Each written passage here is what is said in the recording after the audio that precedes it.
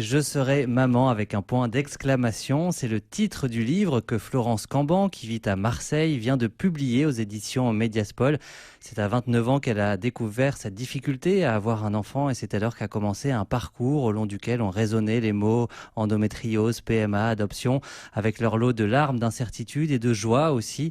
C'est ce témoignage que Florence Camban a voulu partager. Elle est notre invitée ce soir. Bonsoir Florence Camban. Bonsoir. Merci d'avoir répondu à notre invitation. Le titre de votre livre, Je serai maman, et alors le sous-titre de ce livre, Mon combat jusqu'à toi. Ce livre, c'est donc comme une lettre qui est adressée à quelqu'un. Et qui est ce toi peut-être ?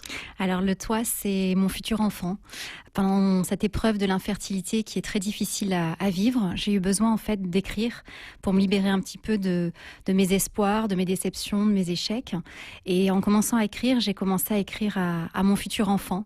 C'était un petit peu une façon de le faire exister sur des pages blanches. Et ça m'a donné la force de tenir le cap jusqu'à lui. Avec cette certitude qu'on entend, je serai maman, cette certitude qui vous animait déjà, même si vous en étiez au tout début de ce parcours, de ce qui aura été un parcours ? Oui, je pense qu'il faut effectivement un grand espoir en soi pour pouvoir traverser tout ce combat.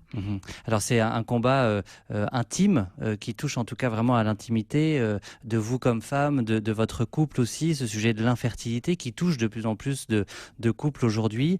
Qu'est-ce qui vous a poussé justement à vouloir en parler jusqu'à publier un livre ? Alors c'est un sujet qui est extrêmement tabou aujourd'hui encore. Alors il faut savoir qu'environ un couple sur 4 a des difficultés pour avoir un enfant. Donc tout le monde connaît des personnes, des collègues qui ont ces difficultés, qui ont ces problèmes. Et comme vous l'avez dit, c'est quelque chose de très intime dans le couple notamment, mais dans la société aussi. Et j'ai voulu un petit peu briser ce tabou pour faire comprendre un petit peu de l'intérieur ce qu'est ce combat. Il y a beaucoup de proches, de personnes qui des fois sont extrêmement maladroites en voulant être bienveillants. Et je pense que peut-être à travers la lecture de ce livre, elles vont pouvoir comprendre toute l'intériorité de cette bataille, tout ce qui se passe en fait et tout ce à quoi une femme et un couple qui ont des problèmes de fertilité peuvent être confrontés.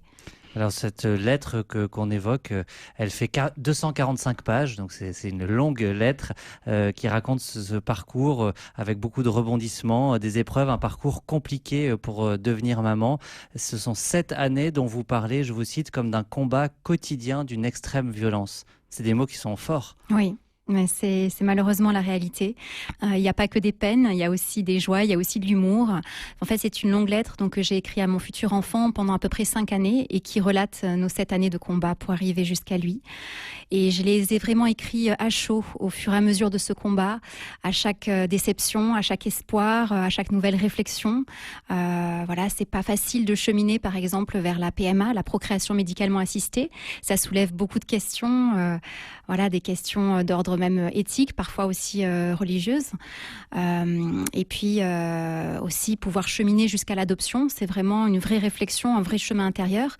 Et donc cette lettre, elle est vraiment construite un peu sous forme d'un journal intime où j'adresse en fait à chaud, vraiment sur le vif, au fur et à mesure de cette avancée dans cette bataille, de ce combat. Donc je ne sais pas de quoi le lendemain sera fait, ou si c'est encore des années d'attente, ou simplement quelques semaines. Mais cette écriture m'a vraiment permis de me libérer de tout ça. Et c'est ces réflexions-là que je souhaitais aussi faire partager. Alors ce journal de bord, il décrit un petit peu toutes les étapes de ce parcours que vous évoquez, qui commence finalement par la découverte de cette difficulté, de cette infertilité liée à une endométriose. Oui. Quand c'est un petit peu la première douche froide dans ce parcours, quand vous êtes confronté à ça à 29 ans. Absolument. Alors en fait, au début, je ne savais pas que j'avais de l'endométriose. Je l'ai appris au bout de 3 ans. Donc les médecins ont mis 3 ans pour me diagnostiquer l'endométriose. Donc c'est très court, puisqu'aujourd'hui, il faut savoir que c'est environ 7 ans entre le début des premiers symptômes et le diagnostic. Et en fait, j'ai commencé, on essayait d'avoir un enfant. Notre gynéco nous disait, mais attendez, tout va bien se passer, il faut prendre le temps, ça prend le temps de faire des belles choses. Effectivement, chez nous, ça a pris 7 ans. Donc au début, on avait plein d'espoir, on était dans une sorte d'euphorie, plein d'amour, comme tous les couples qui, d'un coup, mettent en place leur projet bébé. Et puis, forcément, tous les mois, c'est un petit peu la déception. Et pour ma part, j'ai réussi à tomber enceinte assez rapidement, mais j'ai fait une grossesse extra-utérine. Donc certainement, l'endométriose a dû en être un petit peu la cause. Et à l'issue de cette grossesse extra-utérine, je pense que ça a été aussi une cause du déclenchement des symptômes de l'endométriose, puisque c'est là où j'ai vraiment commencé à avoir des douleurs qui ont été chroniques et invalidantes. Et pendant 3 ans, j'ai changé, je crois que j'ai fait 5 ou 6 gynécos, à chaque fois des IRM, des scanners, des échographies, en disant que j'avais extrêmement mal au ventre et que le bébé n'arrivait pas. Et on me disait, mais madame, c'est dans votre tête, faut que vous arrêtiez d'y penser. Voilà, il faut que vous êtes très stressé, faut arrêter d'y penser, c'est dans votre tête. Donc c'était un discours qui était extrêmement culpabilisant, à la fois sur le fait que je n'arrivais pas à donner d'enfant à mon époux, enfin à nous, dans notre couple, dans notre désir le plus profond, le plus intime, et à la fois dans le fait de dire, mais j'ai quand même mal. Parfois, je me mettais en boule, je tombais en pleine. Physique, voilà, des fois, je tombais en pleine rue tellement j'avais mal, j'arrivais plus à travailler, j'étais extrêmement fatiguée, et je me disais, c'est pas possible, ça peut pas être dans ma tête. Et malheureusement, il y a un grand sentiment de solitude aussi dans ces moments-là. Absolument. Et au bout de 3 ans, quand je suis enfin tombée sur un médecin fantastique qui m'a dit, mais voilà, tout cela s'explique. Donc à la fois mes douleurs et à la fois le fait que je n'arrivais pas à tomber enceinte. Vous souffrez d'une endométriose. Je ne savais absolument pas ce que ça voulait dire, mais je me suis sentie vraiment soulagée. C'était pour moi un mot sur mes mots, et je me suis dit, ça y est, je ne suis pas folle. Il y a bien une raison à tout ça, et en fait, ma culpabilité s'est vraiment envolée. Et ça, c'est vraiment important. Ça a voilà, été de souligner. déjà une ça a été libérateur. Alors après, je ne savais pas ce que ça voulait dire. Je l'ai vite compris. C'était assez compliqué. Malheureusement, c'est pas facile de vivre avec une endométriose, mais le fait d'avoir un diagnostic, c'est déjà une première base, une première reconnaissance qui permet vraiment d'avancer. Donc ça, c'était les 3 premières années de ce combat que vous nous partagez, Florence Camban, auteure de Je serai maman aux éditions Mediaspol. Florence Camban, vous avez évoqué ce parcours déjà pendant ces 3 premières années qui aboutissent à la découverte de l'endométriose. Alors on va pas pouvoir évoquer toutes les étapes de ce parcours, bien sûr, il faudra se procurer votre livre, mais après, finalement, dans ce parcours, se pose la question, que vous l'avez évoqué tout à l'heure, de la PMA, la procréation médicalement assistée. Comment est-ce que, avec ce que vous avez vécu, comment est-ce que vous en parleriez aujourd'hui de cette fameuse PMA qui a fait couler beaucoup d'encre récemment? Oui, absolument. Alors c'est très compliqué, ça soulève beaucoup de questions et c'est pas si facile que ça. Aujourd'hui, il faut savoir qu'il y a environ 1 enfant sur 30 en France qui naît d'une procréation médicalement assistée. Donc ça paraît beaucoup, ça paraît du coup peut-être anodin, mais c'est quand même difficile d'un point de vue psychologique et d'un point de vue aussi médical. Donc bon, c'est vrai qu'il y a beaucoup de personnes qui peuvent vous conseiller, mais fais une FIV, ça a marché pour ma copine, oui, mais ça soulève quand même beaucoup de questions. Donc il faut déjà être prêt à assumer tout ça. C'est la femme qui subit beaucoup de choses, on va dire, mais l'homme aussi, puisque c'est quand même un combat de couple. Et là, on parlait d'intimité tout à l'heure, qui est à ce moment-là très intrusive dans l'intimité. C'est très intrusif, c'est très invasif et très intrusif la PMA, puisque du coup, il y a énormément de personnes qui touchent en fait à ce que normalement donner la vie et de l'intimité avec son mari. Donc c'est vrai que c'est pas évident de ce point de vue-là non plus. Les examens gynécologiques non plus sont quand même assez intimes et c'est vrai que ce n'est pas tellement évident. Donc c'est pour ça aussi que j'ai voulu parler un petit peu de tout ça et de dévoiler un petit peu tout ça au grand jour. Comment est-ce que vous avez vécu cette irruption de la technique sur ce sujet intime, sachant qu'on est de toute façon dans quelque chose qui est aussi la nature qui est donnée et que finalement la technique médicale, peut-être même la plus aboutie, ne peut jamais garantir un résultat dans ces cas-là. Il y a un discours qui est extrêmement positif autour de la PMA et il y a raison d'être, puisqu'il y a énormément d'enfants, comme je vous dis, 1 enfant sur 30, donc c'est presque 1 enfant par classe qui naît grâce à la PMA. Mais il faut savoir que les échecs, ils sont extrêmement destructeurs et c'est très difficile de se relever. Alors aujourd'hui en France, la PMA, tout ce qui est fécondation in vitro, insémination est pris en charge par la sécurité sociale jusqu'aux 43 ans de la femme. Je crois pour 6 inséminations et 4 FIV, si ça n'a pas changé. Mais ce qui est douloureux et difficile, c'est l'aspect psychologique. Parce qu'à chaque échec, alors des fois on remonte en selle aussitôt pour continuer vers une seconde FIV ou une autre technique, peu importe. Mais c'est vrai que c'est compliqué, qu'il faut trouver de la force en soi et avancer. Et puis parallèlement, pour me donner le courage aussi, puisque à la base je pensais plus moi de mon côté personnellement à l'adoption et mon mari plus à la PMA. Donc je lui avais dit écoute, ok, on se lance dans la PMA parce qu'il faut avoir fait, comme on dit, le deuil de l'enfant biologique, même si ça me paraît bien illusoire, avant de se lancer dans l'adoption. Mais je lui avais dit voilà, si jamais c'est ça échoue. Avant d'arriver tout à la fin de ce combat de PMA, j'aimerais qu'on essaye au moins de se renseigner sur l'adoption pour qu'on puisse, que je puisse prendre aussi ça avec plus de légèreté en se disant qu'il y a peut-être une autre issue. Donc c'est un chemin que vous avez commencé en parallèle. Vers la fin de notre parcours PMA, on s'est renseigné sur l'adoption et on a commencé tout doucement à cheminer parce que là aussi c'est pas facile. Le contexte actuel n'est plus du tout le contexte d'il y a 10 ans. Il faut savoir qu'aujourd'hui, au niveau, par exemple, de l'adoption internationale, il y a environ 500 adoptions internationales en France chaque année. Il y a 10 ans, il y en avait 5000. Donc voilà, c'est plus du tout la même facilité, même si on ne peut pas parler de facilité parce que c'est toujours compliqué. Mais le contexte actuel, en tout cas pour l'adoption, est très compliqué lui aussi. Donc c'était un autre combat qui nous a attendu. Vous êtes lancé, on s'est aussi lancé dans ce combat. Qui a ses difficultés, qui dure beaucoup d'années. On va y revenir. Mais déjà, dans ces années-là, cette découverte de l'endométriose, ces parcours de PMA, ces premiers renseignements sur les parcours d'adoption, on sent un désir d'enfant qui vous prend complètement, qui vous occupe complètement. Florence Camban, comment est-ce que on arrive finalement à continuer à avancer et à vivre ce qui nous est donné chaque jour, ou est-ce que ça prend la tête au sens premier du terme, c'est-à-dire on y pense tout le temps? On est obligé d'y penser tout le temps.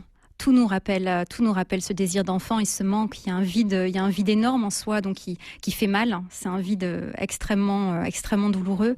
On voit des femmes enceintes, on voit des jeunes enfants, on entend croule sur les fers-part de naissance, donc on est obligé d'y penser. Les unions font sens. Il y a ce but, il y a cet objectif, donc ce n'est pas possible quand les gens vous disent de ne pas y penser. C'est totalement utopique, illusoire, on va dire. Et puis pour venir à ce désir qui est profond, et je pense que cette conviction, donc dans mon livre Je serai maman, est bien là, et c'est cet espoir en fait que j'espère aussi transmettre à des couples qui peut-être liront mon témoignage. Tout à l'heure dans la voiture, j'ai entendu une chanson Love Can Move Mountains. L'amour peut soulever des montagnes. Et en fait, c'est exactement ça. Je pense que quand on se bat pour avoir un enfant, quand on le désire du plus profond de son être, c'est vraiment cet amour-là qui est au fond de nous qui nous permet d'avancer, et de soulever ces montagnes-là pour arriver jusqu'à lui. C'est aussi ce message-là que vous vouliez faire passer, c'est-à-dire malgré les difficultés des parcours, des combats, des échecs, que ce soit la PMA ou la longueur d'un parcours pour l'adoption, ce que vous dites, et il y a effectivement aussi beaucoup de légèreté et d'humour dans votre livre. C'est pas un livre dont on sort plombé, au contraire, on en sort réjoui et souriant. C'est aussi finalement la vie demeure plus forte et gagne. Oui. C'est le message que j'ai souhaité faire passer, et j'espère que que mon témoignage sera utile à d'autres personnes. Florence Camban, vous le cachez pas, dès le début de votre livre, vous évoquez Dieu aussi, la présence de Dieu à vos côtés, votre foi. Comment est-ce que votre foi, justement, elle vous a accompagné dans ce parcours de 7 ans?